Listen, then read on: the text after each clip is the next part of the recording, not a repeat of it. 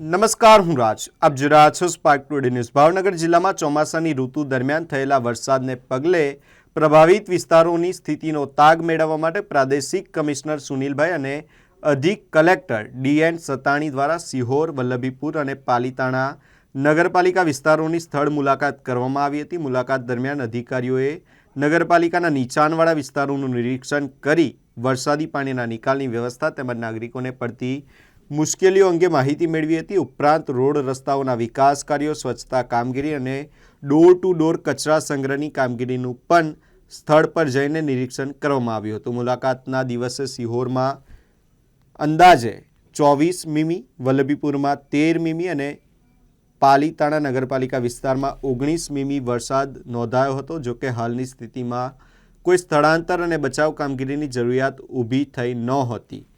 પ્રાદેશિક કમિશનરે ચોમાસા દરમિયાન જંતુજન્ય અને પાણીજન્ય રોગચાળાના નિવારણ માટે નિયમિત દવાનો છંટકાવ, ફોગિંગ અને સ્વચ્છતા કામગીરી અસરકારક રીતે હાથ ધરવા સૂચના આપી હતી. સાથે જ નગરપાલિકાના ચીફ ઓફિસરોને જન આરોગ્યને સર્વોચ્ચ પ્રાથમિકતા આપવા અને જરૂરી તકેદારી રાખવા નિર્દેશ આપવામાં આવ્યા હતા. આ ઉપરાંત સંબંધિત અધિકારીઓને વરસાદી પાણીનો ઝડપી નિકાલ સુનિશ્ચિત કરવા, કચરાનો સમયસર ઉપાડ કરવા, સ્વચ્છતા જાળવવા તેમજ નાગરિકોને કોઈપણ પ્રકારની મુશ્કેલી ન પડે તે માટે સતત મોનિટરિંગ રાખવા તાત્કાલિક કાર્યવાહી કરવાની સૂચના આપવામાં આવી હતી. ચોમાસા દરમિયાન કંટ્રોલ રૂમ 24 કલાક કાર્યરત રાખવા પર પણ ખાસ ભાર મૂકવામાં આવ્યો છે. આ સ્થળ મુલાકાત દરમિયાન નગરપાલિકાના પદાધિકારીઓ, ચીફ ઓફિસર અને સંબંધિત વિભાગના અધિકારીઓ ઉપસ્થિત રહ્યા હતા.